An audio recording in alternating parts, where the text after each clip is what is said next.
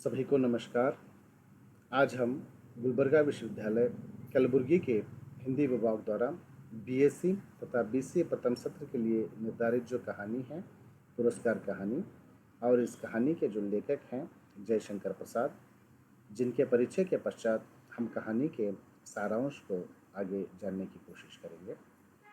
तो कहानी के जो लेखक हैं जयशंकर प्रसाद, जयशंकर प्रसाद को छायावाद के 4 आधार स्तंभों में एक माना जाता है। इनका जन्म 30 जनवरी 1890 को काशी में हुआ था। वह एक संपन्न व्यापारिक परिवार से जुड़े हुए थे। इनके पिता और बड़े भाई की असामयिक मृत्यु के कारण जयशंकर प्रसाद को 8वीं कक्षा में ही विद्यालय छोड़कर व्यवसाय में उतर पड़ना इनकी मजबूरी बन गई थी। उनकी ज्ञान वृद्धि फिर स्वाध्याय से होते जाती है। उन्होंने घर पर ही रहकर हिंदी, संस्कृत, फारसी आदि भाषाओं सीखते हैं। साथ ही साथ इन भाषाओं के साहित्य का अध्ययन भी वे करते हैं। इसके साथ ही वैदिक वाङ्मय और भारतीय दर्शन का ज्ञान भी उन्होंने हासिल किया। वह बचपन से ही एक प्रतिभा संपन्न विद्यार्थी रहे थे।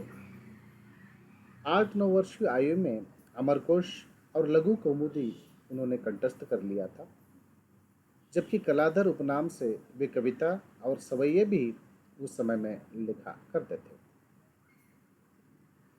इनके जो प्रमुख ग्रंथ रहे हैं उर्वशी, झरना, चित्राधार, आंसू, लहर, कानन कुसुम, करुणालय, महाराणा का महत्व, कामायनी आदि इनके प्रमुख जो हैं काव्य रचनाएं रह चुकी हैं। और जो कामायनी है उनकी विशिष्ट रचना है, जिसे मुक्तबोध ने विराट फैंटेसी के रूप में उसे देखा और नामोर सिंह ने इसे आधुनिक सभ्यता का प्रतिनिधित्व महाकाव्य भी उन्होंने कहा। कविताओं के अलावा उन्होंने गद्य में भी विपुल मौलिक योगदान दिया है। जैसे कामना, विशाखा, एक घूंट, आजाद शत्रु, जन्मेजय का नागयज्ञ, राजर्षि, स्कंदगुप्त, चंद्रगुप्त, ध्रुव स्वामिनी आदि नाटकों की रचना से हिंदी साहित्य को उन्होंने समृद्धि किया है। और उनकी कुछ कहानियाँ भी उन्होंने लिखी हैं, जैसे आंधी, प्रतिध्वनि, इंद्रजाल, आकाशदीप आदि कहानियों को भी हम देखते जाते हैं। और कंकाल, तितली, इरावती इनके उपन्यास रहे हैं। तो आप सभी जानते हैं कि छायावाद के 4 आधार स्तंभों में एक रहे जयशंकर प्रसाद को कामायनी के लिए मंगला प्रसाद पारितोषिक भी उन्हें प्राप्त हो चुका है। तो यह लेखक का संक्षिप्त परिचय है। और जो पुरस्कार कहानी है, इस कहानी के जो प्रमुख पात्र हैं वे हैं मधुलिका। मधुलिका इस कहानी की नायिका है, जो मुख्य पात्र रह चुकी है, और वह एक स्वाभिमानी, देश प्रेमी और एक सच्ची प्रेमिका के रूप में हमारे सामने आती है। और दूसरा जो पात्र है वह अरुण है।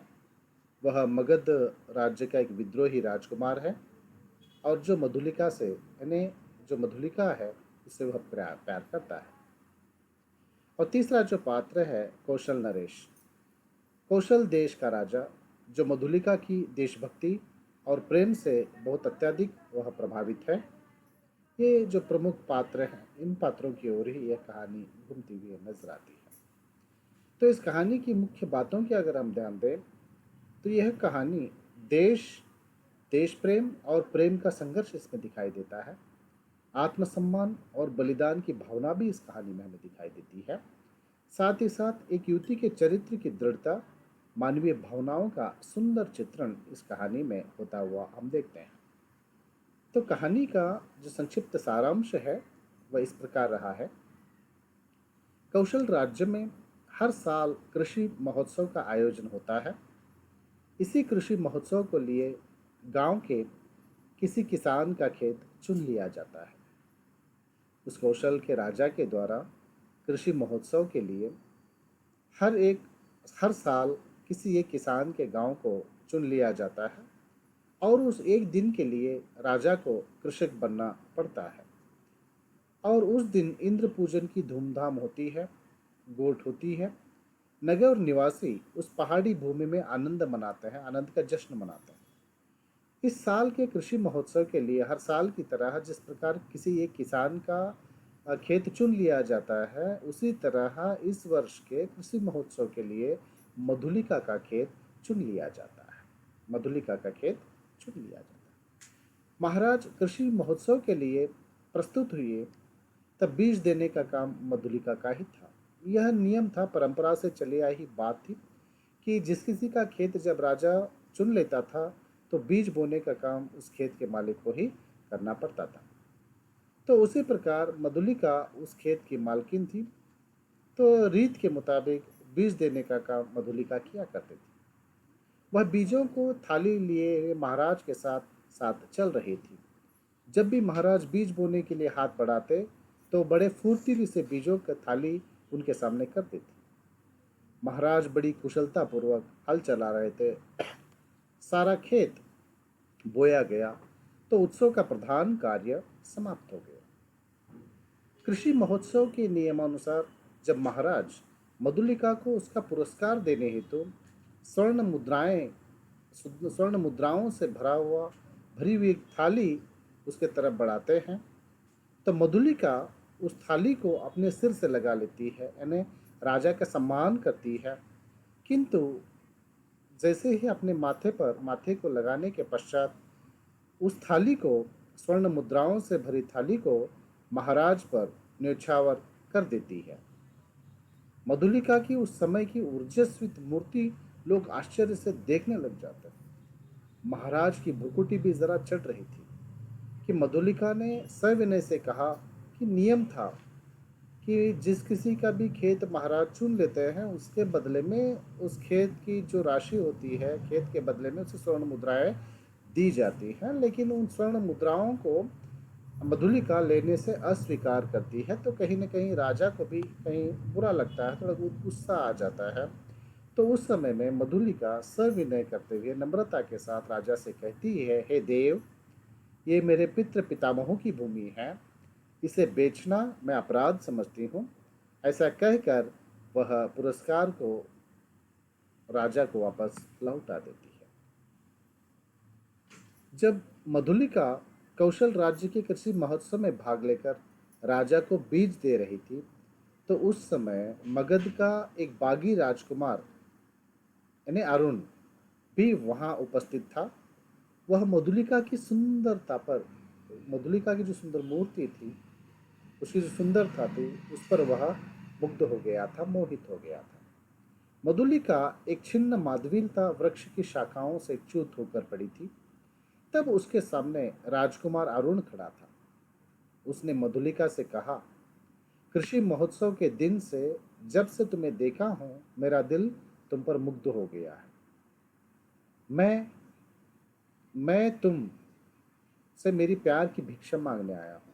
मैं तुमसे प्यार की भिक्षा मांगने आया हूं। इस बात पर मधुलिका कहती है, राजकुमार, आप तो नंद बिहारी हैं और मैं धरती की एक कृषक बालिका, पृथ्वी पर परिश्रम करके, खेत में काम करके जीने वाली एक स्त्री हूँ, एक बालिका हूँ। आज मेरी स्नेह की भूमि मुझसे छीन ली गई है। मैं उस पर से मेरा अधिकार छीन लिया गया है। मैं दुख से विवल हूँ। मेरा उपहास न करो। मगर मगध राजकुमार कौशल नरेश से उसकी भूमि वापस दिलाने की बात कहता है, पर मधुलिका इसे नहीं मानती। तब राजकुमार वहां से वापस चला जाता है। अब जीविकोपार्जन के लिए मधुलिका यहाँ वहाँ इसके उसके खेतों में, उसका खुद का तो खेत राजा के द्वारा छीन लिया गया है। कृषि महोत्सव के बदले उत्सव समाप्त होने के पश्चात रीत के मुताबिक राजा ने उसका खेत तो ले लिया था, लेकिन उसके बदले में जो स्वर्ण मुद्राएं मधुलिका को दिए जा रहे थे वो उसे अस्वीकार करती है। तो उसी के चलते उसका खेत तो छीन लिया गया है, किंतु अब उसे जीविकोपार्जन के लिए यहाँ वहाँ इसके उसके खेतों में काम करती हुई वह नजर आ रही है। गरीबी ने उसे बहुत ही झिंझोड़ दिया है। अब वह गरीबी से उसका जी उब जाता है और वह उस अरुण को, यानी राजकुमार को, मगध के राजकुमार को याद करती है। तभी अचानक 3 सालों बाद मगध का जो बाजू राजकुमार है वहां प्रकट होकर कहता है, मैं मगध का विद्रोही निर्वासित कौशल में जीविका खोजने आया हूँ। फिर उसने कहा, मैं एक नए राज्य की स्थापना करना चाहता हूँ। इसके लिए मधुलिका, मैं तुम्हारा साथ चाहता हूँ। अगर तुम मेरा साथ दोगी तो मैं एक स्वतंत्र राज्य की स्थापना कर सकता हूँ। उसकी बात सुनकर मधुलिका को आश्चर्य होता है। तब राजकुमार अरुण कहता है, तुम्हें कौशल राजा राजा से तुम्हारे खेत के बदले में पुरस्कार के रूप में उस किले के दक्षिण में की जो जमीन है उसे पुरस्कार के रूप में मांगनी होगी। हम वहां अपना सैन्य शिविर स्थापित करेंगे और एक दिन कौशल राज्य पर आक्रमण कर उस राज्य का राजा मैं बनूंगा और उस वहां की रानी तुम बनोगी। राजकुमार अरुण की बात मानकर, तो जो मधुलिका है, राजकुमार अरुण की बात मानकर कौशल राजा के पास पहुंचती है और पुरस्कार के रूप में जिस जिस समय उसका खेत छीन लिया गया था उसके खेत के बदले में पुरस्कार स्वरूप जो स्वर्ण मुद्राएं उसे दी जा रही थी वह उसे अस्वीकार करती है। लेकिन राजा उसे आश्वासन देता है, बात देता है कि जब कभी भी तुम्हें किसी चीज़ की ज़रूरत पड़े तो पुरस्कार रूप में आप कुछ भी मांग सकती हो, मैं देने के लिए तैयार हूँ। तो उन्हीं बातों के याद करते हुए मधुलिका कौशल राजा के पास जाती है और अरुण का जो प्लान था, जो योजना थी, उसी के मुताबिक वहां पहुंचकर पुरस्कार के रूप में किले के दक्षिण भाग की जमीन को राजा से मांगती है और वहां पर कृषि करना चाहती, वो कहती है कि मैं वहां पे कृषि करना चाहती हूँ तो मुझे वहां की जमीन दे दो। राजा अपने वचन के मुताबिक वह भूमि उसे दे देता है। मधुलिका के उस भूमि में अरुण राजकुमार का सैन्य शिविर स्थापित होने लगा। जिस भूमि को मधुलिका ने मांग लिया था, तो वहां पे राजकुमार अरुण क्या करता है, वहां पे सैन्य शिविर स्थापित करता है। तो रोजाना हजारों सैनिक वहां जमा होकर सैनिक शिक्षा पाने लग जाते हैं। अगले कुछ दिनों में कौशल राज्य पर आक्रमण करने का निर्णय भी होता है। तो वहां पे सैनिकों की शिक्षा पूरी हो जाती है और अपने प्लान के मुताबिक, योजना के मुताबिक अब अरुण क्या करना चाहता है, कौशल राज्य पर आक्रमण कर वहाँ के राजा को अपने कब्जे में लेकर वहाँ का राजा बनना चाहता है और मधुलिका को रानी बनाना चाहता है। तो सैन्य शिविर जैसे ही खत्म हो जाता है, खत्म होने के पश्चात एक दिन बड़े संतोषजनक भाव में अरुण कहता है मधुलिका से, मधुलिका, हमें अब कौशल का राजा बनने से कोई रोक नहीं सकता। कल आक्रमण की पूरी तैयारियां हो चुकी हैं। कल प्रातःकाल ही हम कौशल राज्य पर आक्रमण करेंगे। जीत हमारी होगी। मैं राजा बनूंगा और तुम रानी। तब उससे पूछती है तब मधुलिका उससे पूछती है, क्या तुम्हें तुम्हारे विजय पर भरोसा है कि तुम जीत जाओगे? तो वह कहता है, हाँ, मैं अवश्य जीत जाऊंगा। मधुलिका प्रसन्न थी, किंतु अरुण के लिए उसकी कल्याण कामना संशय थी। वह कभी भी उद्विग्न सी होकर बालकों के समान प्रश्न कर बैठती है। अरुण उसका समाधान करता है। सहसा कोई संकेत है और उसने कहा, अच्छा, अंधकार हो गया है, अभी तुम्हें दूर जाना है और मुझे भी प्राणपण से इस अभियान के प्रारंभिक कार्यों को अर्धरात्रि तक पूरा कर लेना चाहिए। तब रात्रि भर के लिए विदा मधुलिका कहकर अरुण अपने युद्ध की तैयारी में जुट जाता है और जो मधुलिका है अपने घर की ओर चल देती है। मधुलिका उठती है, उठ खड़ी होकर कंटीली झाड़ियों से उलझती हुई क्रम से बढ़ने वाले अंधकार में वह झोपड़ी की ओर, अपने घर की ओर चल देती है। पथ अंधकार में था और मधुलिका का हृदय भी निबिड़ तम से घिरा हुआ था। उसके मन में भी एक अंधेरा घिरा हुआ था। उसका मन सहसा विचलित हो उठा। उसकी जो मधुरता थी मन के भीतर की, वह नष्ट हो गई। जितनी सुख की कल्पना थी वह जैसे अंधकार में विलीन होने लगी। वह भयभीत थी। पहला भय उसे अरुण के लिए उत्पन्न हुआ, यदि वह सफल न हुआ तो? फिर सहसा सोचने लगी, वह सफल क्यों हो? श्रावस्ती दुर्ग एक विदेशी के अधिकार में क्यों चला जाए? मगध चिरशत्रु है कौशल का। ओह, सिंह मित्र, कौशल रक्षक वीर, उसी की कन्या आज क्या करने जा रही है? जिस सिंह मित्र ने कौशल राज्य को बचाने के लिए जी जान से दुश्मनों के साथ लड़कर अपने प्राणों की आहुति दी थी, और उसी की आज कन्या मधुलिका यह क्या करने जा रही है? तो उसका मन कहीं न कहीं उसे टोक रहा है, रोक रहा है, कह रहा है, नहीं, नहीं मधुलिका, मधुलिका, जैसे उसके पिता उस अंधकार में पुकार रहे थे। वह पगलों पागलों की तरह चिल्ला उठती है, रास्ता भूल जाती है। वो सोचते हुए अपने झोपड़ी की तरफ चल पड़ी। उसकी आंखों के सामने कभी सिंहमित्र दिखाई देते थे, और कभी अरुण की मूर्ति अंधकार में चित्रित हो जाती थी। वह समझ नहीं पा रही थी, मैं क्या करूं क्या नहीं। द्वंद्वात्मक स्थिति से वह गुजर रही थी। उसके उसे सामने आलोक दिखाई पड़ा, रोशनी दिखाई दी। वह बीच पथ में खड़ी हो गई। उसके सामने कुछ अश्वरोही आ रहे थे, सैनिक आ रहे थे घोड़ों पर लगकर। सैनिक ने उसे कड़क कर कहा, तुम कौन हो और इतनी रात में यहाँ क्या कर रही हो? तब मधुलिका ने कहा, मुझे बांध लो, मेरी हत्या कर दो, मैंने काम ही कुछ ऐसा किया है। उसकी बात पर सिपाही हंसने लगे। उसे पगली कहते हैं। तब मधुलिका कहती है, मेरी बात मान लो, मैं पागल नहीं हूँ। श्रावस्ती का दुर्ग एक प्रहर में दस्युओं के हस्तगत हो जाएगा, दुश्मनों के हाथ चला जाएगा। दक्षिण नाले के पार उनका आक्रमण होगा। शीघ्र करो, शीघ्रता करो, कुछ सैनिकों को वहां भेजो। सेनापति ने 80 सैनिकों को नाले की ओर धीरे धीरे बढ़ने की आज्ञा दी। मधुलिका को अश्वरोही के साथ बांधकर उसे राजा के पास ले जाया जाता है। श्रावस्ती का दुर्ग कौशल राष्ट्र इसी रात्रि में अपने विगत वैभव का स्वप्न देख रहा था। भिन्न राजवंशों ने उसे के प्रांतों पर अधिकार जमा लिया है। अब वह केवल कई गांवों का अधिपति है। फिर भी उसके साथ कौशल के अतीत की स्वर्ण गाथाएं लिपटी हुई थी। वही लोगों की ईर्ष्या का कारण भी बना हुआ था।